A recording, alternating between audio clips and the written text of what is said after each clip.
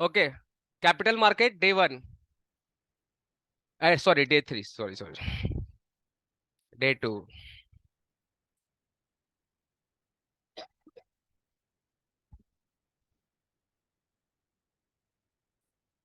Chapter 2 part B.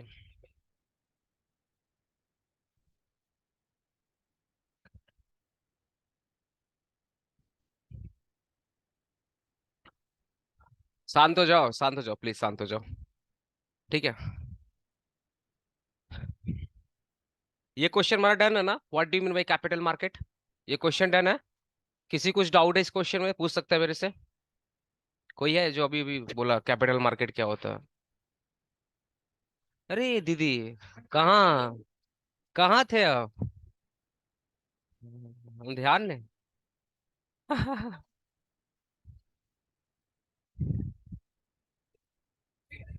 हम उसकी तरफ सॉरी बोल दे रहे थे, गुस्सा मत। तुम इधर देखो, तुम इधर देखो, तुम इसको मत देखो, इधर देखो। What do you mean by capital market हो गया। ठीक है चलो। Difference between money market capital market done है भाई। डन है, कोई इशू नहीं। ओके, आया था, एग्जाम में आया था। अच्छा ठीक है भाई, पढ़ाया हुआ था, हो गया था ना। Explain the explain the function, बोल भाई। I know you have lots of question but right now I am not able to give any answer. पढ़ाने दे मेरे को। Explain the function and role और importance of capital market in economy, ये भी done है। लास्ट क्लास ही तो पढ़ाया था ना। ठीक है चलो। भाई किसी को डाउट है तो नहीं, देखा देखी मत करो। पड़ोसी तो हमेशा तुमको डुबाएगा, अपना देख लो। किसी को प्रॉब्लम है इस क्वेश्चन में? हाँ। हाँ तो तुमको तो प्रॉब्लम रहेगा, छोड़ दो। इधर में किसी की प्रॉब्लम नहीं है ना? अच्छा ठीक है, वैसे मैं तुम्हारे लिए अब बोल दी होता। पैसा पैसा दिया है ना। चलो, पहला फंक्शन क्या है कैपिटल मार्केट का? फंक्शन क्या, पहला क्या, फंड रेजिंग। भाई किसी कंपनी को अगर फंड रेज करना है, वो कैपिटल मार्केट में आएगा, आईपीओ लाएगा और पैसा लेकर जाएगा। और जो भी पैसा आईपीओ में लगा है, वो सारा का सारा शेयर कहाँ पे लिस्ट हो जाएगा? स्टॉक मार्केट लिस्ट हो जाएगा, और फिर स्टॉक मार्केट में इन्वेस्टर लोग आपस में खरीदा बेची करेंगे। पहला पॉइंट फंड रेजिंग। दूसरा क्या है, इन्वेस्टमेंट अपॉर्चुनिटी। आज आज मुझे और आपको एक अपॉर्चुनिटीज है ना, कि हम जब चाहे तब कैपिटल मार्केट में पैसा लगा सकते हैं। जैसे अपॉर्चुनिटीज हमें मिली है, वैसे अपॉर्चुनिटी जितने भी फाइनेंशियल इंस्टीट्यूशन है, क्या बैंक लोग इन्वेस्टमेंट नहीं करते हैं? क्या करते हैं ना। हमारा आपका जो सेविंग और एफडी का पैसा, ये लोग बाद में कहाँ लगा देते हैं? कैपिटल मार्केट में लगा देते हैं। गवर्नमेंट को भी अपॉर्चुनिटी मिलती है कि वो आकर इन्वेस्टमेंट करे। जितने भी फाइनेंशियल इंस्टीट्यूशन है, जितने भी एचएनआई हाई नेटवर्थ इंडिविजुअल है, उनके पास भी मौका है कि वो जाकर इन्वेस्टमेंट करे। कहाँ पर? कैपिटल मार्केट में। मतलब कैपिटल मार्केट आपको एक अपॉर्चुनिटीज प्रोवाइड करता है, जिसको हम लोग प्यार से बोलते हैं इन्वेस्टमेंट अपॉर्चुनिटी। मतलब कोई भी आकर पैसा वहां पे लगा सकता है, ठीक है। Economic growth. अच्छा, कैपिटल मार्केट क्या देश के ग्रोथ में इंपॉर्टेंट रोल प्ले करता है क्या? बहुत ज्यादा। मैं एक वर्ड में समझा रहा हूँ, एक वर्ड में समझा रहा हूँ। स्टॉक मार्केट डूबा, कैपिटल मार्केट डूबा, देश डूबा। एक वर्ड समझा रहा हूँ, इतना इंपॉर्टेंट रोल है। क्योंकि किसी भी कंपनी को कैपिटल कहाँ से मिलता है? कैपिटल मार्केट से। Hello hello. किसी भी कंपनी को कैपिटल कहाँ से मिलता है? क्योंकि कैपिटल मार्केट इज बेस्ट तरीका है, सिंपल। अगर आप बैंक से लोन लेने जाओगे, अगर आप बैंक से लोन लेने जाओगे तो बैंक तो हर महीने आपसे इंटरेस्ट काटेगा। लेकिन अगर आप कैपिटल मार्केट से पैसा उठा लिए, तो कौन सा इंटरेस्ट देना आपको? अगर इक्विटी शेयर उठाए आप, अब डिबेंचर उठाए तो वो तो देना पड़ेगा। लेकिन नॉर्मली लोग डिबेंचर से ज्यादा क्या इशू करते हैं? शेयर्स इशू करते हैं। तो शेयर्स पे कौन सा इंटरेस्ट मिलता है? शेयर्स पे क्या मिलता है? हेलो। शेयर्स पे क्या मिलता है? डिविडेंड मिलता है। हाँ, प्रॉफिट मतलब dividend is a part of profit. बात तुमने सही बोला। शेयर्स पे क्या मिलता है? डिविडेंड। और डिविडेंड कब दोगे? जब प्रॉफिट होगा। डिविडेंड कब दोगे? जब प्रॉफिट। प्रॉफिट नहीं हुआ तो काहे का डिविडेंड? अरे सर, वो भी प्रॉफिट हो गया, डिविडेंड देना है या नहीं देना, ये कौन डिसाइड करता है? Board of director. लेट से प्रॉफिट हुआ, अब डिविडेंड देना है या नहीं देना, ये कौन डिसाइड करेगा? Board of director. उसमें भी शेयर होल्डर नहीं कर पाएगा। मतलब कंपनी को प्रॉफिट हुआ है, अब मिलेगा या नहीं मिलेगा, ये भी कौन डिसाइड करता है? Board of director. आ रहा है समझ में? तो सबसे बेस्ट क्या होता है? कैपिटल मार्केट में पैसा, कैपिटल मार्केट के थ्रू पैसा उठा लो, सबसे बेस्ट तरीका होता है। Price discovery. आज जितने भी शेयर्स है, उनका दाम कहाँ पे डिसाइड होता है? कैपिटल मार्केट में। Price discovery. हर दिन देखो ना, प्राइसेस फ्लक्चुएट होती रहती है ना। ओके। आज तुम्हारा फोन चार्ज है? चार्जर लेकर आए तुम्हारे लिए। ओ, फोन खराब था। लिक्विडिटी, लिक्विडिटी चार्ज चाहिए? नहीं, थोड़ा है। अरे चाहिए, सच में लाए हैं सर, है। अरे वाह, लिक्विडिटी। लड़की लोग सब अपना सब कुछ। लिक्विडिटी क्या है भाई? लिक्विडिटी मतलब क्या है? जब भी आपको पैसे की जरूरत है, आप अपना शेयर्स आराम से बेच दो। अरे आपको पैसे का जरूरत है, आप अपने शेयर्स को बेच दो, पैसा कहाँ पे आ जाएगा? अकाउंट में आ जाएगा। विद इन 24 से 48 आवर्स में पैसा तुम्हारे अकाउंट में आ जाएगा। लिक्विडिटी का मतलब क्या है कि जब चाहो तब पैसा तुम, मतलब शेयर्स को पैसे में कन्वर्ट कर दो। लिक्विडिटी का मैटर क्या है? इंस्ट्रूमेंट को किस में कन्वर्ट कर दो? पैसे में। कैसे? आपको सपोज अचानक से फंड का जरूरत है, तो आपके पास स्टॉक्स पड़े हैं, बेच दो, पैसा कहाँ पे आ जाएगा? अकाउंट में आ जाएगा। That is meaning of liquidity. Diversification, stock market में क्या डाइवर्सिफिकेशन है गाइस? है ना? बहुत डाइवर्सिफिकेशन है। तुम कहीं भी पैसा भाई लाखों कंपनी पड़ी है, कहीं भी पैसा लगा लो तुम। लाखों कंपनीज है, कहीं पैसा लगा लो तुम। है ना? शेयर्स मार्केट में पैसा नहीं लगाना, बॉन्ड में लगा दो, डिबेंचर में लगा दो। हेलो, बॉन्ड में लगा दो, डिबेंचर में लगा दो। उधर भी पैसा समझ में नहीं आता, म्यूचुअल फंड में लगा दो, डेरिवेटिव से लगा दो, ऑप्शन फ्यूचर स्टॉक का। इतने सारे ऑप्शंस है, जहां जहां चाहो वहां पैसा लगा दो। इसको बोलते हैं डाइवर्सिफिकेशन, कि there are lots of possibilities, तुमको जहां पे अच्छा वहां पे तुम पैसा लगाओ। हेलो, कोई दिक्कत पॉइंट में? Capital allocation, capital allocation, capital allocation मतलब समझते हो? आज किसी आप कैपिटल एलोकेशन की जगह पे कैपिटल फॉर्मेशन भी लिख सकते हो। सिंपल। आज किसी भी कंपनी को कैपिटल का जरूरत है, नॉर्मली लोग ये लोग क्या लाते हैं? आईपीओ। किसी भी कंपनी को अगर कैपिटल का जरूरत है तो ये नॉर्मली क्या लाते हैं? आईपीओ।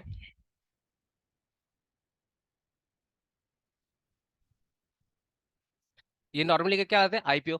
तो आपका सेविंग्स आईपीओ में आया, और आईपीओ आईपीओ के थ्रू वो आपका सेविंग कहाँ चला गया? कंपनी के पास, और कंपनी उसको यूज कर रही है एज ए कैपिटल। आपका सेविंग्स कहाँ पे आपने यूज किया? आईपीओ में। आईपीओ समझ रहे हो ना? Initial public offer. तो आपने अपना सेविंग यूज किया आईपीओ में, ठीक है। अब आपका सेविंग्स कहाँ पे चला गया? कंपनी के पास चला गया with the help of IPO. Company आपका सेविंग यूज कर रही है एज ए कैपिटल। तो आपका सेविंग का बेटर यूटिलाइजेशन हो रहा है या नहीं हो रहा है? कंपनी उसी कैपिटल को यूज करेगी फर्दर ग्रोथ एंड डेवलपमेंट के लिए। कंपनी के पास जो कैपिटल आएगा, कंपनी उसी कैपिटल से फिर इन्वेस्टमेंट करेगी, नए नए प्लांट, नए नए प्रोजेक्ट चालू करेगी, और आपको ही जॉब देगी। तो पब्लिक के पैसे से लोग क्या करते हैं? बिजनेस करते हैं, और एट द एंड बेनिफिट भी किसको मिलता है? पब्लिक को मिलता है। अब बोलोगे सर उनको ही बेनिफिट मिल रहा है, ऑब्वियसली वो रिस्क ले रहे हैं, बेनिफिट तो लेंगे ना। आप भी लीजिए ना, कोई मना है क्या? आप भी लीजिए, क्या दिक्कत है? सिंपल सी बात है। ये होगा कैपिटल एलोकेशन। गवर्नमेंट फिनांसिंग, भाई गवर्नमेंट को जब भी पैसे की जरूरत पड़ता है, गवर्नमेंट कहाँ जाती है? या तो मनी मार्केट या कैपिटल मार्केट।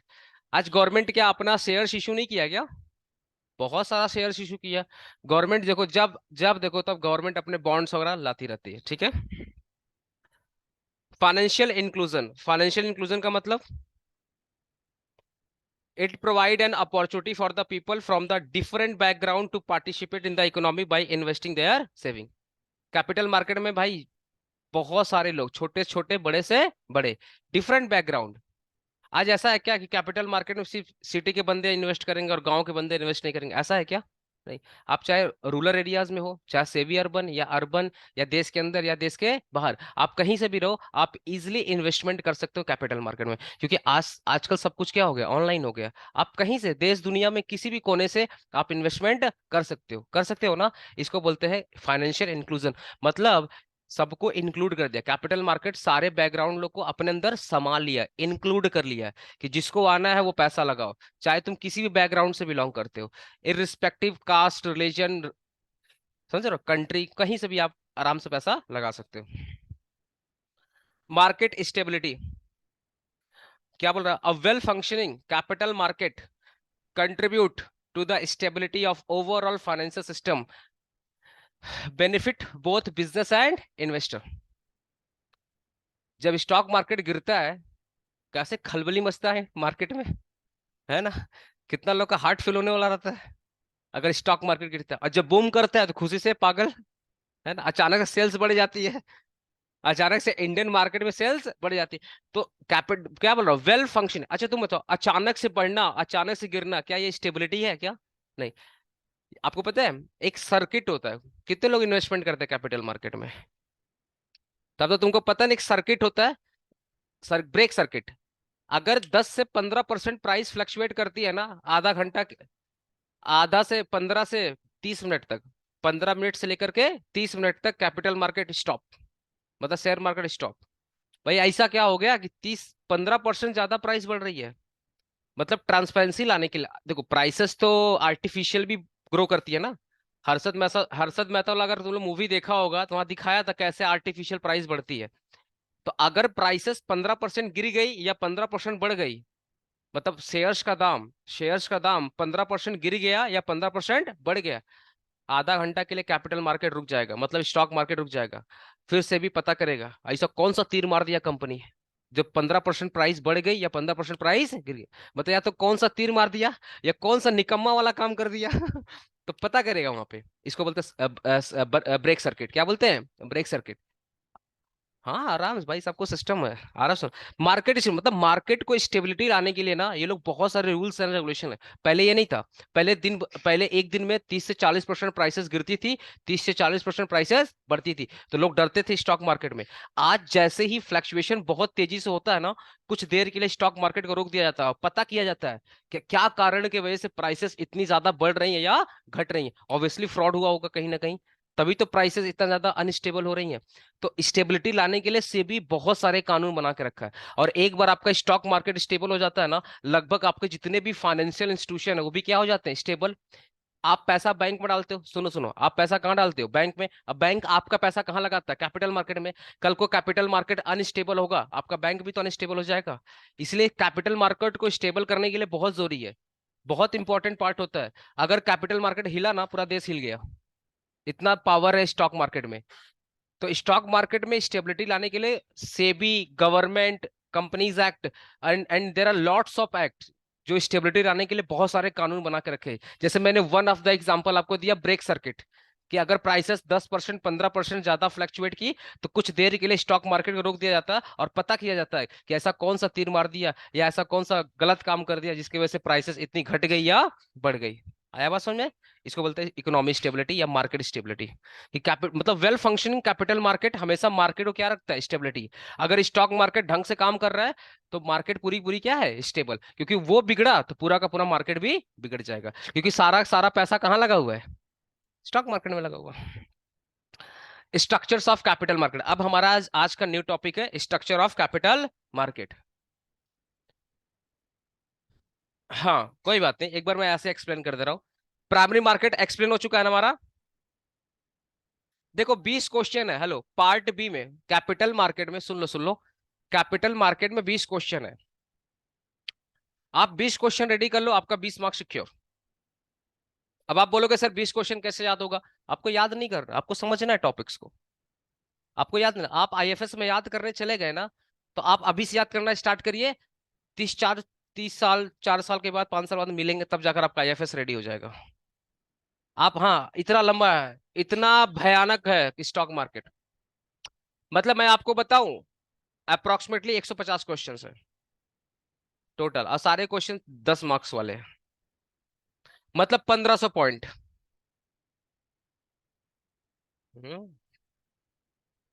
सीएस में पढ़ी है लिमिटेशन एक्ट? नहीं पढ़ी है? तब पढ़ ले तो समझ में आ जाएगा, ये भी बंदा है, इसका भी लिमिटेशन होता है। ठीक है। 1500 टॉपिक्स याद करना है, इज इट पॉसिबल कि रिमेम्बर 15 टॉपिक? और सिर्फ आईएफएस ही पढ़ना है क्या? आईटी भी याद करना पड़ेगा, है ना? अकाउंट्स भी है, अकाउंट्स है ना, मैथ्स भी है। और तुम लोग अपने पर्सनल कांड भी करते हो, उसको भी याद करना पड़ता है ना। प्राइमरी मार्केट, सेकेंडरी मार्केट, है ना? रेगुलेटरी अथॉरिटीज कौन कौन है भाई? सेबी ना? ओके। पार्टिसिपेंट कौन कौन है? इन्वेस्टर कौन कौन हो सकता है? इंडिविजुअल हो सकता है।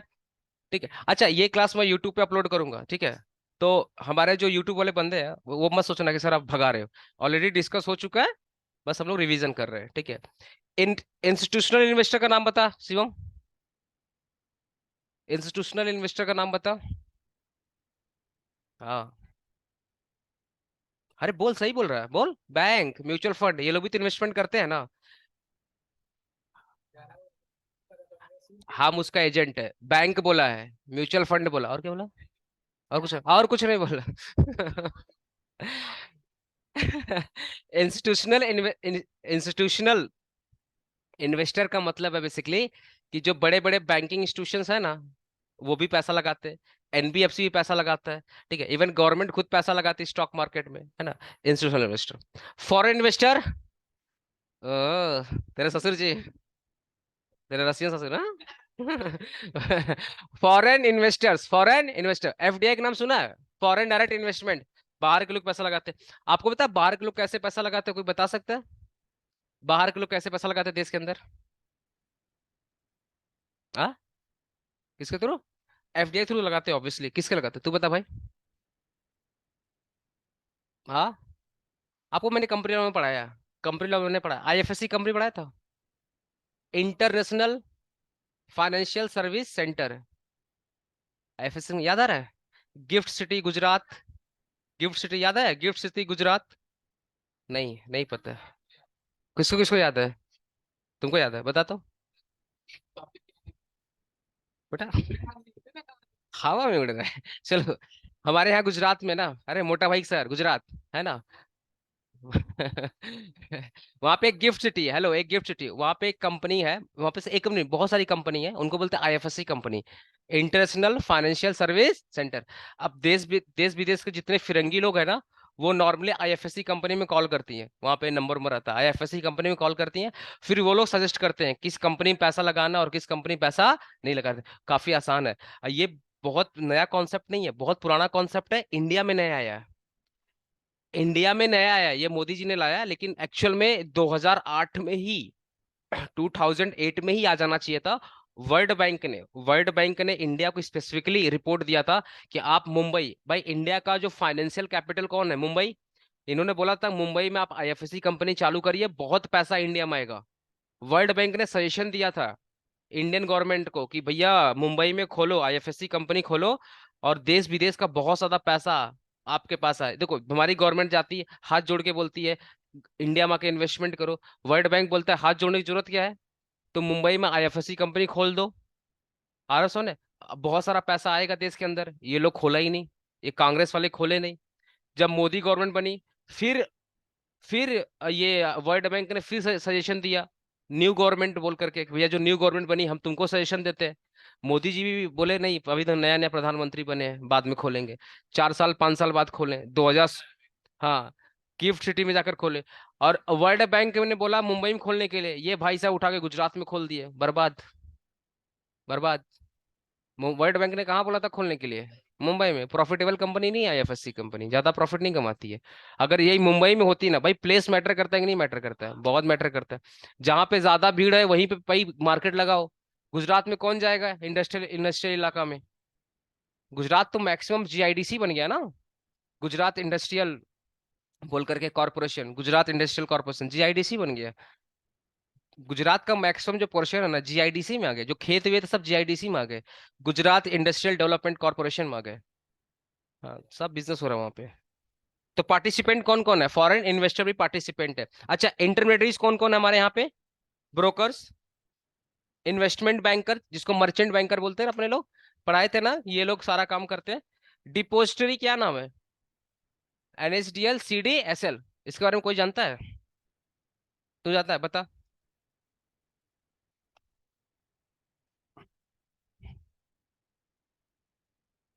बिल्कुल सही बोला, बिल्कुल सही बोला। पहले के टाइम पे ना फिजिकल शेयर मिलता था, पहले के टाइम पे क्या मिलता था? फिजिकल। आज के टाइम पे फिजिकल शेयर मिलता है क्या? नहीं, आज के टाइम पे आपको डीमेट मिलता है। इसको बोलते हैं डीमेटलाइजेशन। क्या बोलते हैं? डीमेटलाइजेशन।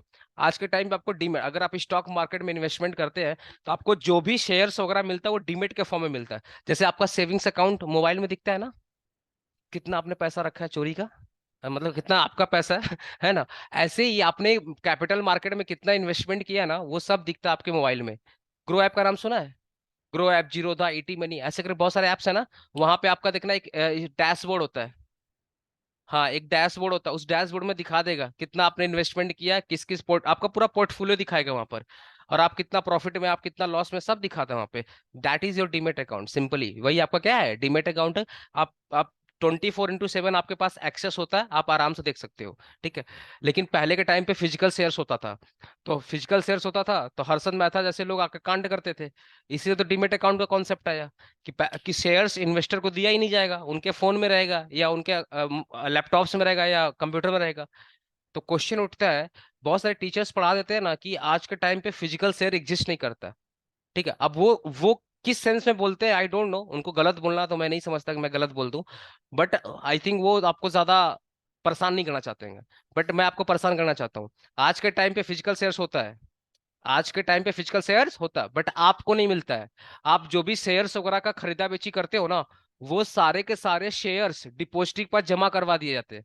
आप अगर किसी कंपनी का शेयर्स लेते हो ना, तो आपका नाम का शेयर्स कहाँ पे जमा कर दिया गया, डिपॉजिटरी के पास जमा करा दिया गया। तो फिजिकल शेयर चला गया डिपॉजिटरी के पास, फिजिकल शेयर कहाँ चला गया, डिपॉजिटरी के पास। और डीमेट शेयर किसके पास आ गया, इन्वेस्टर के पास। तो पब्लिक को मिलता है डिजिटल वाला शेयर, पब्लिक को किसको मिलता है, डिजिटल वाला शेयर। और फिजिकल वाला शेयर कहाँ पे जमा हो जाता है, डिपॉजिटरी के पास जमा हो जाता है। और जब जब आप खरीदा बेची करते हो ना, फिर वहां से उसको कैंसिल कर दिया जाता है। ये जो फिजिकल शेयर्स होते हैं ना, आज के टाइम पे एग्जिस्ट करते हैं और ये जमा किया, नाम क्या है, डिपोजिटरी। मतलब आपका फिजिकल शेयर डिपॉजिट किया जाता है इनके पास। और इंडिया में दो ही डिपोजिटरी है, सीडीएसएल और एनएसडीएल। और ज्यादा कंफ्यूज मत हो, ये तुम्हारा जो पेन कार्ड कौन लॉन्च करता है, यही तो लॉन्च करते हैं, एनएसडीएल और सीडीएसएल दोनों लॉन्च करते हैं भाई। ज्यादातर एनएसडीएल लॉन्च करता है। हाँ चेंज हुआ उसका, ठीक है। तो आपका जो पेन कार्ड बन के आता है ना, ये डिपोजिटरी आपका पेन कार्ड इशू करता है, ये भी काम डिपोजिटरी का बहुत सारा काम है। और आपको पता है यूटीआई का नाम सुना, यूनिट ट्रस्ट ऑफ इंडिया, ये भी आजकल डिपोजिटरी का काम करना स्टार्ट कर दिया, ठीक है। चलो बहुत ज्ञान मिल गया तुम लोग को। इंस्ट्रूमेंट ट्रेडेड, क्या क्या इंस्ट्रूमेंट ट्रेड किया जाता है, शेयर्स, है ना, डेट इंस्ट्रूमेंट। भाई डेट में सोचते हो ना, डिबेंचर बॉन्ड्स, इसको बोलते हैं डेट इंस्ट्रूमेंट, ठीक। गवर्नमेंट गवर्नमेंट सिक्योरिटी मतलब गवर्नमेंट बॉन्ड, ठीक है। Derivatives, futures, options and other financial contract. देखो फ्यूचर, ऑप्शंस एंड अदर ये काफी लोग जानते हैं, पर डेरिवेटिव की बात लोग नहीं समझते। डेरिवेटिव कौन होता, क्या होता है, ए स्टॉक मार्केट वाले बता भाई, डेरिवेटिव क्या होता है? हाँ, अच्छा अभी नया नया है, ओ तू पुराना है, ओ मतलब तू बता दो। नहीं डेरिवेटिव्स बता रहे हैं, वो तो उसका उसके अंदर आ गया ना, डेरिवेटिव्स के अंदर आ गया ना फ्यूचर ऑप्शंस। डेरिवेटिव्स क्या होता है ये बता ना। ए भाई सिर्फ मैं डेरिवेटिव बताऊंगा, बाकी फ्यूचर ऑप्शन तुम लोग पढ़ के आना, ये सब तुम्हारा होमवर्क है। सब हम ही पढ़ा देंगे दीदी, हम देते हैं। अरे जीवन भर स्टूडेंट बन के रहो, फायदे में रहोगे, है ना।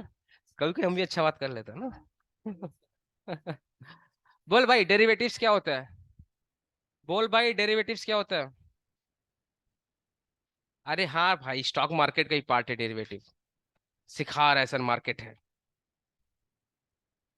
ए बता, तेरे को नहीं पता, तू इंडिया का नहीं है। है, रशिया का है।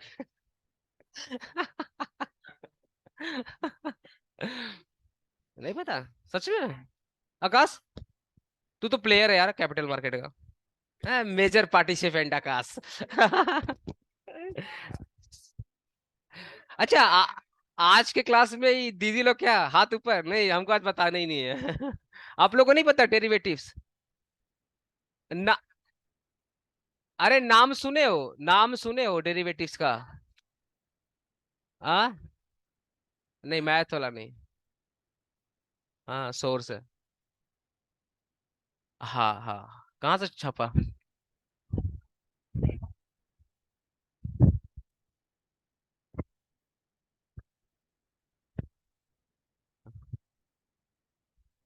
अब अब तेरा खुशी है ही ऐसा, कोई देख नहीं पा रहा। चलो सुनो डेरिवेटिव्स क्या होता है। डेरिवेटिव्स क्या, सुनो सुनो, डेरिवेटिव्स का बेसिकली क्या होता है ना, derivative means the value of securities derived from the underlying assets. The value of securities is derive from the, hello, the value of securities is deriving from the underlying asset. Sir what do mean by underlying asset, underlying assets का मतलब होता है original assets. Original assets, मैं एक example दे रहा हूँ, best example समझ में आ जाओगे। मिल्क से नॉर्मली हम लोग कर्ड बनाते हैं ना, दही। ठीक है, तो मिल्क का डेरिवेटिव क्या हो गया, कर्ड। मिल्क का डेरिवेटिव क्या हो गया, कर्ड। मतलब कर्ड कहाँ से निकला, मिल्क से निकला। ऐसे ही ना, कुछ सिक्योरिटीज की वैल्यू किसी दूसरे सिक्योरिटीज पर या किसी दूसरे एसेट्स पर डिपेंड किए जाते हैं। अगर उनका दाम बढ़ेगा तो इन सिक्योरिटीज का भी दाम बढ़ेगा। एग्जांपल दे रहा हूँ, मान लो एक सिक्योरिटीज है, उसकी वैल्यू डिराइव्ड की जाएगी गोल्ड से, तो गोल्ड का दाम बढ़ेगा तो सिक्योरिटीज का दाम बढ़ेगा, गोल्ड का दाम घटेगा तो सिक्योरिटीज का दाम घटेगा। और ये सिर्फ गोल्ड तक सीमित नहीं है, ये ना डेरिवेटिव्स गोल्ड पे भी अप्लाई होता है, स्टॉक्स पे भी अप्लाई होता है, बॉन्ड्स पे भी अप्लाई होता है, म्यूचुअल फंड पे भी अप्लाई होता है। कि पर्टिकुलर म्यूचुअल फंड का दाम बढ़ेगा तो सिक्योरिटीज का दाम बढ़ेगा, उसका दाम गिरेगा तो सिक्योरिटीज का दाम गिरेगा। ज्यादातर जो फेमस है वो गोल्ड वाला है, आपका पेट्रोलियम वाला है, मिनरल ऑयल। मिनरल ऑयल समझता है ना, मिनरल ऑयल। और आपका ये जितने भी पेट्रोलियम और नेचुरल गैसेस है ना, क्रूड ऑयल वगैरह, इन सब पर वैल्यू ज्यादा इनका डिराइव किया था। मतलब इंटरनेशनल मार्केट में अगर उनका दाम बढ़ेगा तो सिक्योरिटीज का दाम बढ़ेगा, इंटरनेशनल मार्केट में अगर उनका दाम गिरा तो सिक्योरिटीज का दाम भी गिर गया। मान लो सपोज ये अंडरलाइंग एसेट्स, फॉर एग्जांपल ये अंडरलाइंग एसेट्स है, तो इसका दाम बढ़ा तो डेरिवेटिव का दाम बढ़ा, इसका दाम घटा डेरिवेटिव का दाम घट गया, तो इसकी वैल्यू इस पर डिपेंड कर रही है ना। That is derivative. डेरिवेटिव मतलब derive from the value from any original assets. अगर अंडरलाइंग एसेट्स का दाम बढ़ा तो इसका भी दाम बढ़ा, उनका दाम घटा तो इसका भी दाम घटा। एग्जाम्पल याद रखना, मिल्क और कर्ड वाला। मिल्क का डेरिवेटिव क्या है, कर्ड। तो अगर मिल्क का दाम बढ़ेगा तो कर्ड का दाम नहीं बढ़ेगा। हेलो, अगर मिल्क महंगा होगा तो कर्ड महंगा होगा, मिल्क सस्ता होगा कर्ड भी क्या हो जाएगा, सस्ता हो जाएगा। ठीक है, इसलिए देखो ना, मिठाइयाँ महंगा होते चली जा रही क्योंकि मिल्क का दाम भी महंगा होते चला जा रहा है। ठीक है ना, वो होता है अंडर डेरिवेटिव्स। और कोई। हाँ, तेरा तारीफ तू मेरा कर, तेरे से बढ़िया हम समझाया।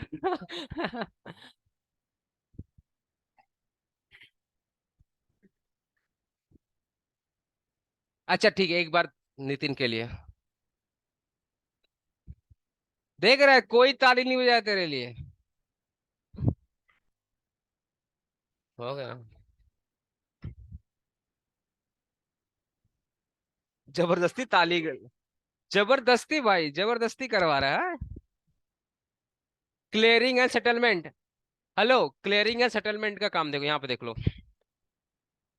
आपको पता है एक हमारे यहाँ पे एक क्लियरिंग हाउस है, आरबीआई है ना। जो भी ट्रांसफर्स होता है ना, जैसे आपने शेयर्स को बेचा, तो आपका पैसा लगता है ना 24 घंटे से लेकर 48 घंटे के अंदर आपके पास आता है ना। तो पहले क्या होता है, ये सारा का सारा मामला जाता है क्लियरिंग हाउस में। तो क्लियरिंग हाउस क्या करता है, जिसने बेचा उसके अकाउंट में पैसा ट्रांसफर करेगा, कहाँ से करेगा, जिसने खरीदा, जिसने खरीदा, तो जिसने खरीदा उसके अकाउंट से पैसा काटेगा, और जिसने बेचा उसके अकाउंट में पैसा डाल देगा। फिर जिसने बेचा उसके पास स्टॉक्स होगा, तो उसके वहां से स्टॉक्स को कट करेगा, और जिसने खरीदा उसके डीमेट अकाउंट में अपलोड कर देगा। ये सब टाइम होने में ना 24 से 48 घंटे का प्रोसेस होता है, इसको बोलते हैं क्लियरिंग हाउस। हाँ, और हमारे यहाँ पे दो सबसे बड़े क्लियरिंग हाउस है, एक तो आरबीआई खुद है, और दूसरा हमारा है HDFC bank. HDFC bank secondary clearing house है। ये बहुत बढ़िया है, दोनों मिलके काम कर रहे हैं हमारे यहाँ पे। इवन जो आपका चेक्स वगैरह होते हैं ना, जो चेक वगैरह से आप पेमेंट करते हो, ये भी देखो टाइम लग जाता है ना। अगर दो बैंक का रहा तो टाइम लगता है ना, सेम बैंक का रहा तो विद इन विद इन 2-3 घंटा। अगर वही एक बैंक से दूसरे बैंक में जाना रहेगा तो 2 से 3 दिन लग जाता है। तो ये एक्चुअली में आपका जो चेक होता है ना, वो पहले कहाँ जाता है, क्लियरिंग हाउस में। फिर वहां से मामला क्लियर होकर तब तुम्हारे अकाउंट में पैसा आता है। ठीक है, तो ये जो हमारा जो कैपिटल मार्केट है ना, ये क्लियरिंग हाउस का ही फंक्शन क्रिएट करता है। ठीक है, स्टॉक एक्सचेंज। स्टॉक एक्सचेंज क्या, एक प्लेटफॉर्म है ना। अरे कैपिटल मार्केट में शेयर मार्केट है ना। अरे कैपिटल मार्केट में क्या है, शेयर मार्केट। ठीक है, अभी जो शेयर मार्केट है या कैपिटल मार्केट है, ये ऑपरेट होती है स्टॉक एक्सचेंज के थ्रू। हमारे यहाँ पे दो फेमस स्टॉक एक्सचेंज है ना, बीएससी और एनएससी, बॉम्बे स्टॉक एक्सचेंज और नेशनल स्टॉक एक्सचेंज। ठीक है, तो स्टॉक एक्सचेंज क्या, एक प्लेटफॉर्म है जहां पर आप सिक्योरिटीज को खरीदते हो या बेचते हो। फेमस है बीएससी और एनएससी। आपको पता है लोकल में बस एक ही बचा है, हमारा कलकत्ता वाला बचा है, बाकी सब खत्म। जो लोकल स्टॉक एक्सचेंज है ना, उसमें सिर्फ कैलकाटा वाला बचा हो, बाकी सब खत्म हो गया। हाँ, डलहौसी वाला, हाँ, बाकी सब खत्म। हाँ भाई, आज भी होता है। हाँ, सब सब ऑनलाइन। मैं इसको भी ऑनलाइन कर दिया। मार्केटिंग, अच्छा तुम बताओ, जो हमारा मार्केटिंग इंडिसेस है, हम लोग पढ़ रहे हैं स्ट्रक्चर। हमारे यहाँ पे कैपिटल मार्केट में स्टॉक एक्सचेंज है या नहीं है ना? है तो मार्केट। ठीक है। मार्केटिंग निफ्टी फिफ्टी का नाम सुना तुम लोग, सेंसेक्स? तो निफ्टी किसका पार्ट है, बता सकता है कोई? और सेंसेक्स मतलब टॉप 30। सेंसेक्स में टॉप 30 कंपनीज। अरे भाई, निफ्टी फिफ्टी में टॉप 50 आता है और सेंसेक्स में टॉप 30 आता है। ये कहाँ पे ऑपरेट होता है? बीएससी में होता है, बॉम्बे स्टॉक एक्सचेंज में होता है। सेंसेक्स में टॉप 30 आता है, निफ्टी फिफ्टी में 50 आता है टॉप। मतलब निफ्टी का मतलब क्या हो गया? 50 इंडिया की टॉप 50 कंपनी, उनका शेयर्स का एवरेज। और तुम्हारा सेंसेक्स का मतलब क्या हो गया? इंडिया की टॉप 30 कंपनी, उनका शेयर्स का एवरेज। ठीक है। तो आजकल देखो ना, लोगों को जो पैसा नहीं आता समझ में ना कि कहाँ पैसा लगाए, तो वो निफ्टी फिफ्टी में लगा देते हैं पैसा। बोलते हैं यार 50 कंपनी पैसा एक बार में लगा देंगे। इसका सिंपल सा कॉन्सेप्ट है। आप ढूंढने जाओगे, आपको समझ में नहीं आ जाएगा कौन टॉप है कौन लोअर है। तो ये लोग ना, हमारा जो स्टॉक मार्केट है ऑलरेडी डिसाइड कर देता है कि ये टॉप 50 में आता है, ये टॉप 30 में आता है। तो अगर आप निफ्टी में पैसा लगाते हो ना, इसका मतलब आपने टॉप 50 कंपनी में पैसा लगा दिया। और आप सेंसेक्स में पैसा लगाते हो, इसका मतलब आपने टॉप 30 कंपनी में पैसा लगा दिया। अब ये जैसे जैसे कंपनी ग्रो करेगी, वैसे वैसे आपका शेयर्स का दाम भी बढ़ेगा। और ये डूबी, इसमें पता है एक्चुअल में प्राइस नहीं होता, पॉइंट्स होता है। निफ्टी और फिफ्टी में क्या होता है? पॉइंट्स। पॉइंट्स अगर बढ़ेगा तो आपका शेयर्स का दाम बढ़ेगा। नॉर्मली क्या होता है? शेयर्स का प्राइस होता है ना। लेकिन जब आप निफ्टी फिफ्टी में और सेंसेक्स में पैसा लगाते हो ना, इसमें पॉइंट्स बढ़ता है या पॉइंट्स घटता है। इसे देखना, जब लोग बड़े बड़े लोग जो थोड़े पढ़े लिखे लोग हैं, बोलते कितने पॉइंट्स बढ़ा कितने पॉइंट्स घटा, वहाँ प्राइस नहीं वर्ड यूज करते, वो पॉइंट्स वर्ड यूज करते हैं वहाँ पे। ठीक है। हमारा यहाँ पे ना इन्वेस्टमेंट प्रोटेक्शन मेजरमेंट भी बहुत सारे हैं। आज आज आपको पता है, हमारे यहाँ पे ना एक एक यहाँ पे बता रहे ग्रीवांसेस रिड्रेसल सिस्टम है। ये ऑनलाइन सिस्टम है। कुछ भी आपको तकलीफ हो रही ना, कोई भी ब्रोकर आपको परेशान कर रहा है ना, मान लो किसी ब्रोकर के पास में आपका डीमेट अकाउंट था। ठीक है। वो आपको पहले बोला था कि हम डीमेट अकाउंट का पैसा नहीं लेंगे, बाद में बोल रहा है डीमेट अकाउंट का पैसा लेंगे। ऐसा होता है बहुत, ये नॉर्मल फ्रॉड है। ये जितने भी ब्रोकर लोग हैं ना, पहले बोलते हैं डीमेट अकाउंट खुलवा लो, पैसा नहीं लेंगे पैसा नहीं लेंगे। बाद में जब आप ग्रो करना स्टार्ट कर देते हो, बोलता सर अब आप इतना ग्रो कर रहे हो, हमको भी डीमेट अकाउंट का चार्ज दे दो। कमीशन बढ़ा लेते हैं। नॉर्मली मैक्सिमम ये लोग 2.5% ले सकते हैं, 2.5%। मैक्सिमम ब्रोकर कितना कमीशन ले सकता है? 2.5%। अब एक ब्रोकर 4% ले रहा है, तो उसके खिलाफ केस तो करना है ना, कहाँ कर सकते हो? जहां मैंने अंडरलाइन किया, ग्रीवांसेस रिड्रेसल सिस्टम। ये सब ऑनलाइन है, आप आराम से केस करो उनके खिलाफ। और सेबी है भैया, सेबी है। विद इन 24 आवर एक्शन, भयानक है। तो आप ना, आपका पैसा सिक्योर है, प्रोटेक्ट है, बिकॉज ऑफ सेबी। एक चीज याद रखना, इन्वेस्टमेंट प्रोटेक्शन मेजर, जितने भी इन्वेस्टर है ना, उनको आराम से प्रोटेक्शन मिलता है सेबी के द्वारा। Credit rating agency already done है ना। अरे हमारे यहाँ पे क्रेडिट रेटिंग एजेंसीज होती है ना, जो इंस्ट्रूमेंट, जो शेयर्स होते हैं, डिबेंचर होते हैं, बॉन्ड होते हैं, इनको ये लोग क्या करते हैं? इंस्पेक्शन करते हैं, ऑडिट करते हैं, और फिर बताते हैं कि इस कंपनी में पैसा लगाना चाहिए या पैसा नहीं लगाना। ये रेटिंग देते हैं। जैसे मान लो एक स्टूडेंट आया, उसने अपना मार्कशीट, एक नया स्टूडेंट आया, मेरे को नहीं पता वो कैसे पढ़ता है, लेकिन उसने अपना मार्कशीट दिखाया, उसका ग्रेड ए था, मार्कशीट में ग्रेड ए था। तो मैं समझ गया वो पढ़ने वाला स्टूडेंट है, वो उसके पास नॉलेज होगी, है ना?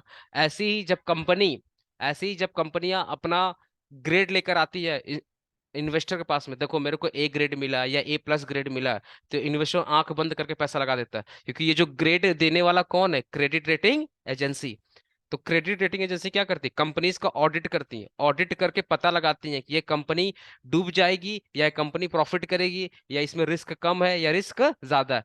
अगर रिस्क कम है और प्रॉफिटेबल कंपनी है तो ग्रेड अच्छा मिलेगा। और इस कंपनी में रिस्क ज्यादा है और कंपनी लॉस में है या प्रॉफिट कम कमाती है, तो ग्रेड कम होगा। तो आप बताओ एज ए इन्वेस्टर, किसमें आप पैसा लगाना चाहोगे? अच्छे ग्रेड में या लोअर ग्रेड में? अच्छे। तो इन्वेस्टर के पास इतना टाइम नहीं है कि वो पता करे कंपनी प्रॉफिट में है या लॉस में। वो बोलता है भाई तुम ग्रेड दिखाओ, पैसा लेके जाओ। ग्रेड दिखाओ, पैसा ले। अगर ग्रेड ए है तुरंत पैसा दे देगा, और ग्रेड B C निकला, बोला साइड निकल, पैसा लगाने का जरूरत नहीं है। क्योंकि तो ये क्रेडिट रेटिंग एजेंसी बहुत अच्छा काम करती है। फिर भी यहाँ पे घपलाबाजी तो है ही है। इंडिया का सबसे बड़ा क्रेडिट रेटिंग एजेंसी का नाम क्या था? क्रिशिल। ना, क्रिशिल, क्राइसिल नहीं भाई, क्रिशिल। फंस गया था भाई, अच्छा खासा डूबने वाला था तो बच गया। हाँ। चलो next question, capital market intermediates. Capital market intermediates कौन कौन है भाई? कैपिटल मार्केट में बिचौला कौन है? बीच वाला कौन कौन है? ब्रोकर। ब्रोकर के माध्यम से हम सेल करते हैं। विदाउट ब्रोकर आप क्या कैपिटल मार्केट में खरीदा बेची कर पाओगे क्या? नो, पॉसिबल ही नहीं है। पहला स्टॉक ब्रोकर, दूसरा क्या है? डिपोजिटरी। तुम जो भी शेयर्स का खरीदा बेची करते हो उसका फिजिकल शेयर कहाँ पे जाता है? डिपोजिटरी। ये भी तो ब्रोकर, ये भी तो बीच में आ रहा है ना, ये भी तो बीच में आ रहा है। आपने शेयर्स परचेज किया, आपका फिजिकल शेयर कहाँ पे जमा कर दिया गया? डिपॉजिटरी के पास। और डीमेट वाला आपके अकाउंट में चला गया, मतलब डिजिटल वाला आपके अकाउंट में चला गया, और फिजिकल वाला कहाँ पे चला गया? डिपॉजिटरी के पास चला गया। तो ये भी हमारा इंटरमीडिएट है। Mutual fund, merchant banker. अब अच्छा, म्यूचुअल फंड क्यों वहां बोला गया? क्योंकि म्यूचुअल फंड क्या करता है? पब्लिक से पैसा लेता है थोड़ा थोड़ा करके, और सारा पैसा उठाकर कहाँ जमा कर देता है? कैपिटल मार्केट में। ये भी इंटरमीडिएट में आ जाता है। मर्चेंट बैंकर्स भी तो इंटरमीडिएट का पार्ट है। अच्छा, मर्चेंट बैंक का याद है ना, इनिशियल पब्लिक ऑफर लाने में हेल्प करता है।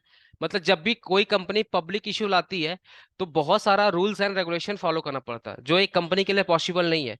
तो मर्चेंट बैंक बोलता है हम स्पेशलिस्ट है, हमको तुम कमीशन दे देना, तुम्हारा पब्लिक इशू से रिलेटेड जितना भी काम रहेगा हम सबको सब कर देंगे, बस कमीशन दे देना मेरे को। ठीक है।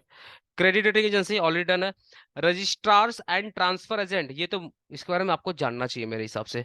रजिस्ट्रार्स एंड ट्रांसफर, शॉर्ट में इसको RTA बोलते हैं। शॉर्ट में क्या बोलते हैं? RTA, registrars and transfer agent. देखो हमारे मैंने एग्जांपल भी दिया है, ग्रो, जीरोधा, अलंकित, ऐसे करके बहुत सारे हैं ना हमारे यहाँ पे रजिस्ट्रार है। नॉर्मली ये म्यूचुअल फंड में ज्यादा ऑपरेट करते हैं नॉर्मली। हम, हाँ, ग्रो, जीरोधा, अलंकित, ये सब ना, ये सब तो ब्रोकर है ही है ना, साथ ही साथ RTA का भी काम करते हैं। ब्रोकर भी हैं और RTA का भी काम करते हैं। एग्जाम्पल क्या? देखो, they maintain records of investor in securities such as shares, mutual fund, and facilitate the transfer of ownership. Example दे रहा हूँ। मान लो ए ने अपना शेयर को सेल कर दिया, ए ने अपना शेयर सेल कर दिया किसको? बी को। तो ये क्या हो गया? सेलर। और बी क्या हो गया हमारा? बायर। बी हमारा क्या हो गया? बायर। तो अब बीच में रोल आ गया RTA का। किसका रोल आ गया? RTA। RTA क्या करेगा? बायर के अकाउंट से पैसा कट करेगा और सेलर के अकाउंट में डाल देगा, और सेलर के अकाउंट से पैसा कट कर, सेलर के अकाउंट से ये माइनस करेगा उसके शेयर्स को, और बायर के अकाउंट में क्या करेगा? ट्रांसफर कर देगा। तो ये जो ट्रांसफर का काम करता है ना, ये कौन करता है? रजिस्ट्रार। और प्लस ये लोग एक रजिस्टर ही मेंटेन करते हैं। ये क्या करते हैं? एक है रजिस्टर मेंटेन करते हैं। जिसने जिसने बेचा उसका नाम रजिस्टर से हटाते हैं, और जिसने खरीदा उसका नाम रजिस्टर में ऐड करते हैं। तो इनका नाम क्या है? RTA, registrar and transfer agent. Transfer का सारा काम करते हैं।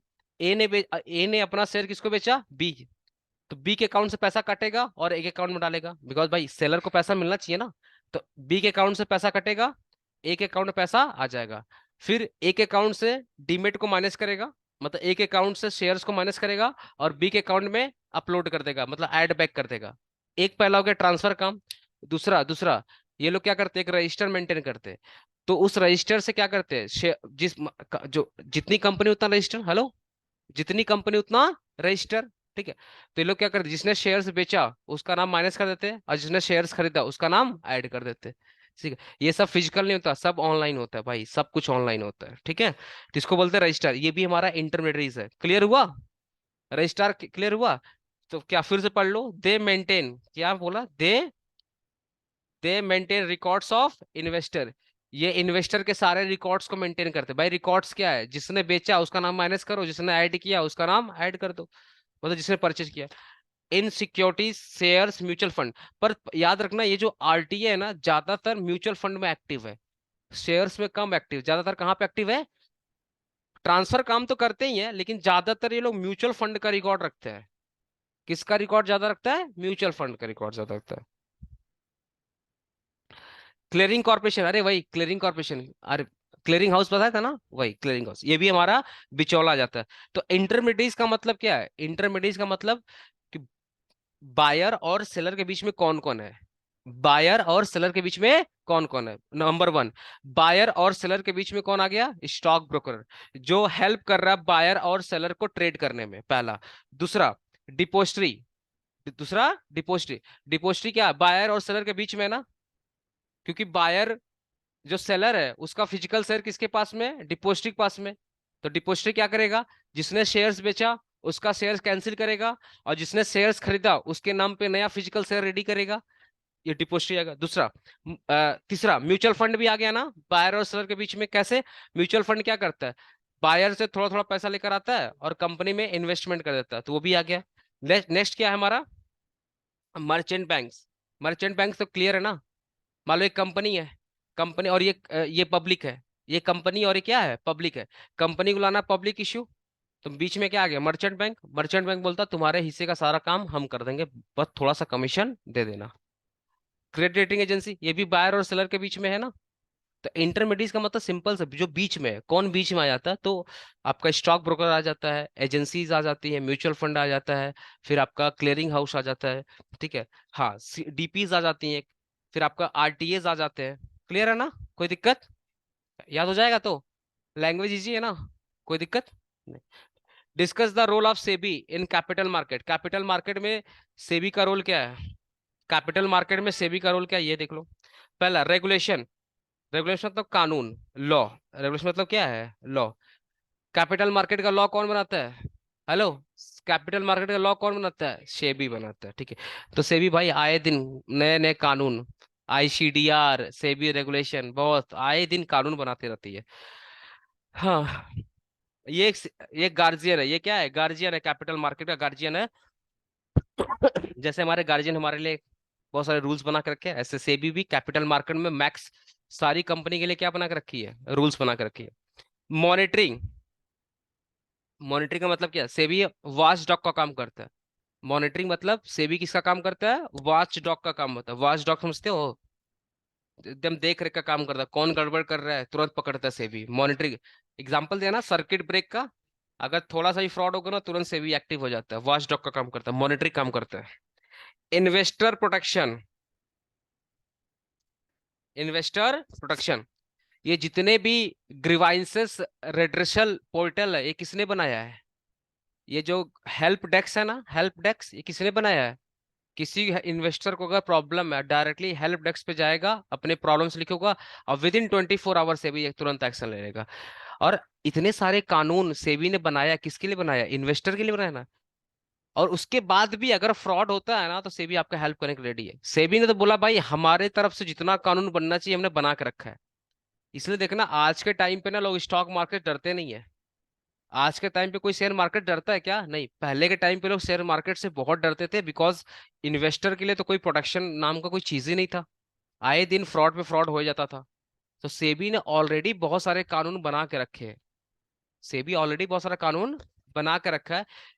उसके बाद भी अगर आपको प्रॉब्लम होता है, तो उसके बहुत सारे हेल्प डेस्क हैं, ग्रीवांसेस रिड्रेसल पोर्टल है, आप वहां पे जाइए, ऑनलाइन कंप्लेंट फाइल करिए। आपको आपका जो भी प्रॉब्लम्स होगा सेबी तुरंत सुनेगा। ठीक है ना? तो पैसा क्या है आपका, सेफ है। डेवलपमेंट। आज स्टॉक मार्केट का आज स्टॉक मार्केट को डेवलप करने का अधिकार किसको दिया गया है? सेबी को। क्या बोल रहा है, it also aims to develop and grow the market by introducing the new rules, technology, practices, make it more efficient and accessible. सुनो सिंपल सा, आज ऑनलाइन प्लेटफॉर्म है ना, आज आराम से आप घर घर बैठे ही ट्रेडिंग वगैरह कर सकते हो। अरे घर बैठे ही ट्रेडिंग वगैरह कर सकते हो कि नहीं कर सकते हो? इसका परमिशन दिया किसने? किसने परमिशन दिया? सेबी। विदाउट सेबी परमिशन क्या ऑनलाइन फैसिलिटी प्रोवाइड हो सकता था क्या? नहीं। आज आपके बैंक से इजिली पैसा कट जाता है ऑनलाइन, और आपके बैंक में पैसा आ जाता है, मतलब डीमेट वाला हिसाब। ये किसने अलाउ किया? सेबी। तो बोल रहा है ना, डेवलपमेंट मतलब स्टॉक मार्केट में, शेयर मार्केट में जितना भी डेवलपमेंट होता है, उसके पीछे किसका हाथ है? सेबी का हाथ है। मतलब वो स्टॉक मार्केट को डेवलप करने के लिए सेबी आए दिन वेरियस रूल्स एंड रेगुलेशंस बनाता स्टार्ट कर देती है। ठीक है। फिर से पढ़ लो ना, it aims to develop the grow market by introducing new rules, technology. आज हेलो हेलो, आज बहुत सारी टेक्नोलॉजी है ना भाई। Demat is one of the technology. Demat is one of the technology. और घर बैठे आप आराम से खरीदा बेची करते हो, विदाउट टेक्नोलॉजी कर रहे हो क्या? नहीं, with the help of technology. तो स्टॉक मार्केट में जितना भी टेक्नोलॉजी आ रही है, वो उसके पीछे किसका हाथ है? सेबी का हाथ है। जितना भी ऑनलाइन काम हो रहा है, उसके पीछे किसका हाथ है? सेबी का हाथ है। इन्फोर्समेंट, अगर कोई रूल्स को ब्रेक करता है ना, फिर सेबी उसको ब्रेक कर देता है। SEBI take and action, SEBI take and action and impose penalty. SEBI का पेनाल्टीज भाई गजब का पेनाल्टीज होता है। भया इंडिया में ना भाई, अगर किसी की पेनाल्टी से अगर डर लगता है ना, सेवी। मैं थोड़ा सा इंट्रोडक्शन दे रहा हूँ पेनाल्टी। आ जाओ, स्वागत करते सेवी के पेनाल्टी को। सुनो, मान लो आपने 10 करोड़ का फ्रॉड किया। हाँ, ये नॉर्मल नॉर्मल सी बात है। आपने कितना फ्रॉड किया? 10 करोड़ का फ्रॉड किया। अब सेबी का पेनाल्टी सुनो। ये छोटा फ्रॉड है या बड़ा फ्रॉड है? हमारे लिए बड़ा फ्रॉड है, उसके लिए क्या है? छोटा फ्रॉड है। ये छोटा फ्रॉड का पनिशमेंट सुनो, लिख रहे हैं हाँ। 5 टाइम्स ऑफ फ्रॉड, और 25 crore, whichever is higher.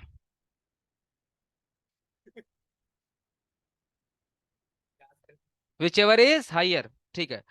5 times into 50 कितना होगा? 250 करोड़। और 25 crore, whichever is higher.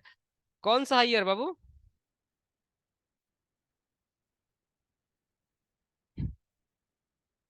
बताओ। अरे 125 होगा ना। हाँ हाँ, मेरा मैथ खराब हो गया, आई नो। कितना हो गया?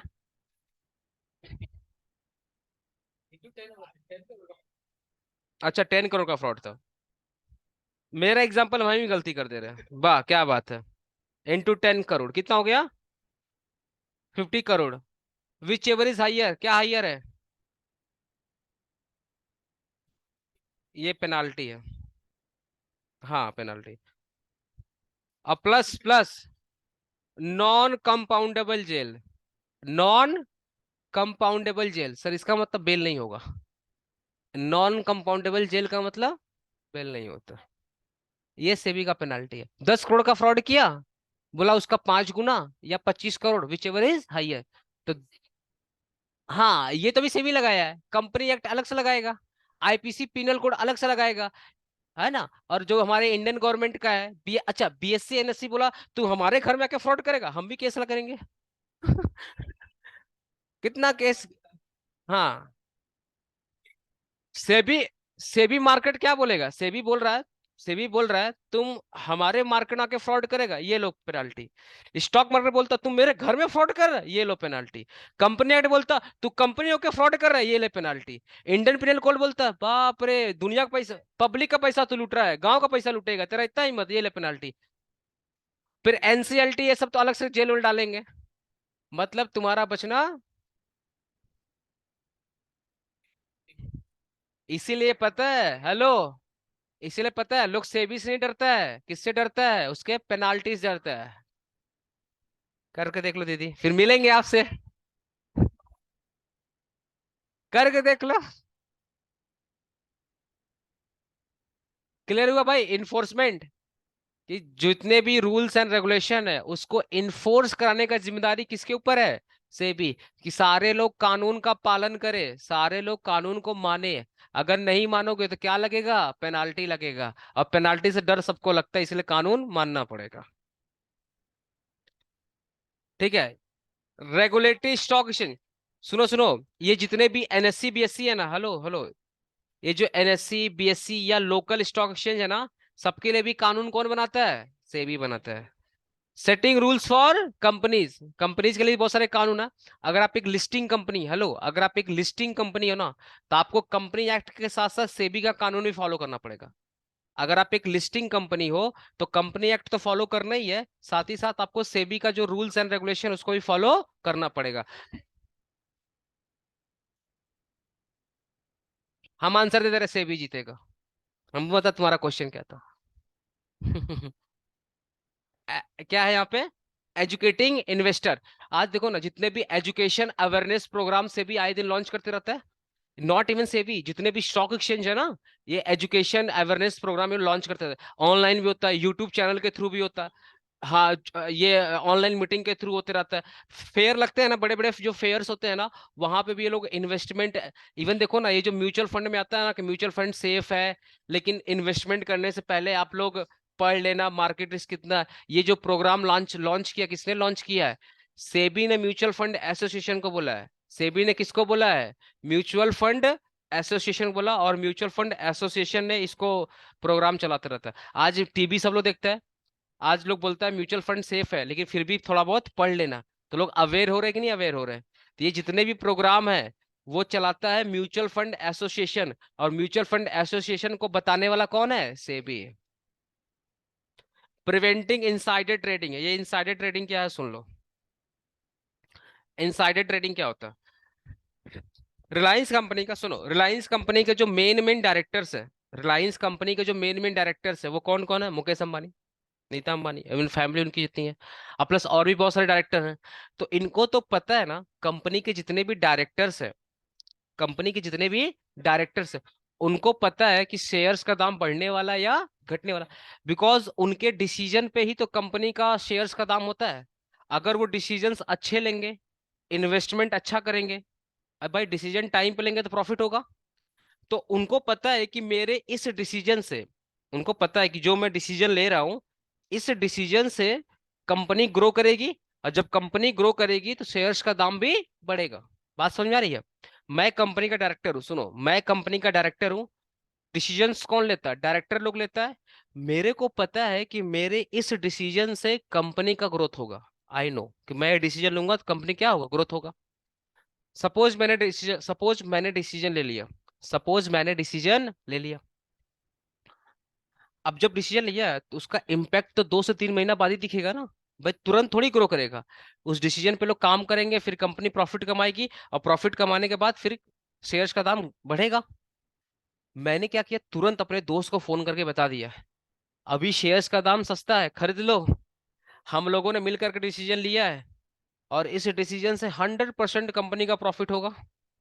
इस डिसीजन से 100% कंपनी क्या होगा? प्रॉफिट होगा। तो अभी शेयर सस्ते हैं, खरीद लो। 3 महीने के बाद शेयर्स का दाम बढ़ेगा। अच्छा तुम बताओ, ये बात बताना चाहिए अपने दोस्त को? ये तो नॉन पब्लिक इंफॉर्मेशन है ना। क्योंकि जब आप डायरेक्टर बनते हो ना, तो आपको एक शपथ लेनी पड़ती है सिक्रेसी का, कि कंपनी के जितने भी सीक्रेट है वो अपने पास रखोगे। मतलब जितने भी नॉन पब्लिक इंफॉर्मेशन है आप उसको लीक नहीं करोगे। लेकिन मैंने साइट से अपने दोस्त को फोन कर बता दिया, इस कंपनी का शेयर्स खरीद लो, आए दिन प्रॉफिट होगा। आए दिन क्या होगा? प्रॉफिट होगा। शेयर्स का दाम बढ़ने वाला है। अब भाई थोड़ा सा मैं एग्जांपल लेके चल रहा हूँ। मान लो करंट में शेयर का दाम 500 रुपया था, तो मैंने बोला सुनो अभी ये 500 रुपया है ना, परचेज कर लो। अभी ये सस्ता, अभी इसको परचेज कर लो। तो मेरा जो दोस्त था बोला यार मेरे पास पैसा नहीं है। बोला कोई बात नहीं, थोड़ा पैसा तू लगा ले और थोड़ा साइड से मैं दे दे रहा हूँ। तो मैंने उसको हेल्प भी कर दिया, एक तो इन्फॉर्मेशन शेयर कर दिया, और दूसरा मैंने क्या कर दिया, उसको हेल्प भी कर दिया शेयर परचेज करने में। लेट से उसने 1 करोड़ का शेयर परचेज कर लिया, 1 करोड़ रुपए का शेयर परचेज कर लिया। और जैसे मैंने उसको बोला था 3 महीने के बाद रिजल्ट आएगा। 3 महीने के बाद क्या आएगा रिजल्ट? पता है शेयर्स का दाम हो गया 800 रुपया। आफ्टर 3 मंथ शेयर का दाम कितना हो गया? 800। अब बताओ, मैंने 1 करोड़ रुपया शेयर्स का दाम खरीदा था 500 के हिसाब से, 1 CR शेयर खरीदा था, 1 करोड़ शेयर खरीदा था कितने के हिसाब से? 500 के हिसाब से। अब कितना शेयर्स का दाम है? 800। तो एक चीज मुझे बताओ, कितने का डिफरेंस आ रहा है? 300 रुपये का डिफरेंस आ रहा है। तो मैंने मोटा रकम कमाया कि नहीं कमाया? भयानक पैसा कमाया ना। विद इन 3 मंथ इतना प्रॉफिट कौन देता है भाई? 300 रुपये का डिफरेंस 3 महीने के अंदर में, 3 महीने के अंदर में 300 का डिफरेंस। अब आप बताओ, बेनिफिट दो लोग को मिला, एक मुझे मिला और एक मेरे दोस्त को मिला। एक बेनिफिट मुझे मिला और एक किसको मिला? मेरे दोस्त। बाकी पब्लिक क्या बेवकूफ है? अल्टीमेट देखा जाए लॉस किसको हो गया? पब्लिक को हो गया ना। अल्टीमेट ये लॉस किसको हो गया? पब्लिक को। ये फेयर या अनफेयर है? इसी को बोलते हैं इनसाइडर ट्रेड प्रैक्टिस। इसे क्या बोलते हैं? Insider trade practice. ये जितने पता है, इसके चक्कर में कितने डायरेक्टर आज भी जेल में है। आप कभी गूगल जाकर लिस्ट निकालोगे ना, कि list of directors in insider trading, आपको लिस्ट भयानक लंबी लिस्ट मिलेगी। ये जितने भी डायरेक्टर है ना, वो अपने पोजीशन का गलत फायदा उठाते हैं। क्योंकि डायरेक्टर को पता है कि आए दिन कंपनी का प्रॉफिट बढ़ेगा, और जब कंपनी का प्रॉफिट बढ़ेगा तो शेयर्स का दाम बढ़ेगा। ये लोग क्या करते हैं ना, अपने रिलेटिव्स को फोन करके बता देंगे, अपने दोस्त को फोन करके बता देंगे कि तुम लोग अभी शेयर परचेज कर लो, अभी सस्ता है। तो जितने भी रिलेटिव्स हैं, उनके दोस्त यार हैं, फैमिली मेंबर है, ये लोग क्या करते हैं, सस्ते में शेयर खरीद लेते हैं, और 2 4 5 महीने बाद महंगा, जब शेयर्स का दाम महंगा होता है तो शेयर्स को बेच देते हैं। आ रहा समझ? तो अल्टीमेटली लॉस किसको हो जाता है? अल्टीमेटली लॉस किसको जाता है? पब्लिक को। क्योंकि इतनी बड़ी मार्केट में सिर्फ 2 से 3 लोग बेनिफिट उठा रहे हैं। ये तो गलत है ना भाई, ये मार्केट सबका है। अगर बेनिफिट देना है तो सबको बेनिफिट दो। तो जहां पब्लिक एट लार्ज पर बेनिफिट मिलना चाहिए था, वहां बेनिफिट मिल रहा है कुछ फैमिली को। जहां पे पूरी पब्लिक को बेनिफिट मिलना चाहिए था, वहां बेनिफिट किसको मिल रहा है? पब्लिक को मिल रहा है। इसलिए ये सेबी क्या बोलता है, जिसने भी इनसाइडर ट्रेडिंग किया ना, उसका जीवन हम खा जाएंगे। और लिटरली बता रहे हैं, भयानक पेनाल्टी है। ये जो 5 करोड़ वाला बनाया ना, अरे 5 टाइम्स ऑफ फ्रॉड और 25 crore whichever is higher plus 7 years minimum jail which is non compoundable. ये इसी का फाइन बताया मैंने, इनसाइडर ट्रेड का फाइन बताया। अब सोचो, तुमने अगर 100 करोड़ का फ्रॉड किया होगा, सपोज सपोज तुमने 100 करोड़ का फ्रॉड किया होगा, तो 100 करोड़ का 5 टाइम्स कितना होता? 500 करोड़ और 25 crore whichever is higher. तो 500 करोड़ और 25 करोड़ का हायर क्या है? 500 करोड़, मतलब पूरा खानदान बेचना पड़ेगा। अब प्लस जेल जाओ 7 साल के लिए, वो भी नॉन कंपाउंडेबल। और रिग्रेस जेल होता है, आटा पीसिंग चक्की घिसिंग वाला हिसाब हो जाता है। क्या चीज? पूरा इंसॉल्वेंट कर दिया जाएगा, जीवन बर्बाद। मैंने वर्ड बोला ना, खानदान बिकेगा, मतलब पूरा प्रॉपर्टी बिकेगी। हाँ, मतलब उसके बाद भी जितना तेरा औकात है तुमसे लिया जाएगा। अगर बाद में भी पैसा कम पड़ गया, लेट से खींच खाच के 300 करोड़ मिला, अभी भी कितना बाकी है? नहीं मिला ना, कोई बात नहीं, इंसॉल्वेंट। और जैसे तुम इंसॉल्वेंट हो गए ना, अब जीवन तुम्हारा बर्बाद। इंसॉल्वेंट होने का मतलब, ना तुम घर खरीद सकते, ना तुम कहीं पे जॉब कर सकते, मतलब रोड के अलावा तुम कहीं नहीं रह सकते। हाँ, तुमको किसी ने सहारा दे दिया, कोई तुम्हारा भाई तुम्हारे पास, नहीं देखा भाई भाई है, उसने अपने घर पे रख लिया, अलग बात है। आप अपने नाम से कुछ भी नहीं कर सकते। मतलब जीवन भर आपको गुलाम रहना पड़ेगा दूसरे का, ये इतना खतरनाक सजा है। एक लास्ट टॉपिक है, regulating mutual fund. Mutual fund का कानून कौन बनाता है? रेगुलेटिंग मतलब कानून। म्यूचुअल फंड का कानून कौन बनाता है? सेबी। आए दिन म्यूचुअल फंड के लिए नए नए कानून सेबी लाता रहता है। ये था basically role of SEBI in capital market. Clear है? कितने क्वेश्चंस हो गए? 6 क्वेश्चंस हो गए। कितना टाइम हो गया भाई? सुनो सुनो, कितने क्वेश्चंस बाकी हैं? 12 क्वेश्चंस बाकी हैं। अभी इस चैप्टर में कितना क्वेश्चन बाकी है? 12। वेडनेसडे को मिलेंगे ना, बकवास कम होगा। वेडनेसडे को 2 घंटे क्लास होगा। वेडनेसडे को 2 घंटे क्लास होगा। तो कैपिटल मार्केट वेडनेसडे को खत्म। मंडे को चैप्टर 4 खत्म करेंगे। नेक्स्ट वेडनेसडे को चैप्टर 5 खत्म करेंगे, 2 2 घंटे क्लास होगा। फिर नेक्स्ट वीक में चैप्टर 3 खत्म करेंगे, आपका सिलेबस खत्म। हाँ, नहीं भाई, कैसे नेक्स्ट ईयर आ जाएगा? 1 मिनट, 18 20 तक तुम्हारा चैप्टर 4 5 खत्म हो जाएगा। उसके बाद ही 10 दिन बचेगा ना। तो 28 तारीख तक हम यहाँ हैं कलकत्ता में, 2 दिन के लिए हम बाहर जाए, 2 दिन के लिए बाहर जा रहे हैं। अच्छा ठीक है, कोई बात नहीं। आईटी तो होगा ही है। हाँ, पूरा कोशिश करेंगे कि दिसंबर तक सिलेबस खत्म। अब बता रहे हैं, ऑन कैमरा नहीं बोल सकते। ठीक है, सुनो, दिसंबर तक सिलेबस कंप्लीट कर देंगे, न्यू ईयर से हम लोग। और वैसे भी 15 15 16 दिसंबर बाद हम नया, हेलो हेलो, सुन ले भाई, डे बैच चालू करने जा रहे हैं। डे बैच चालू करने जा रहे हैं 15 16 दिसंबर के बाद। तो डे बैच में चैप्टर 1 से स्टार्ट करेंगे। और फिर जब मॉर्निंग बैच में चैप्टर कंप्लीट हो जाएगा ना, मॉर्निंग बैच में, तो उसके बाद जनवरी से फिर चैप्टर 1 से मॉर्निंग बैच ही चालू कर देंगे। और पता है, फरवरी में फिर रिवीजन होगा, मैराथन अलग से 3 से 4 बार रिवीजन मैं अकेले करा दूंगा तुम लोग का। हम्म।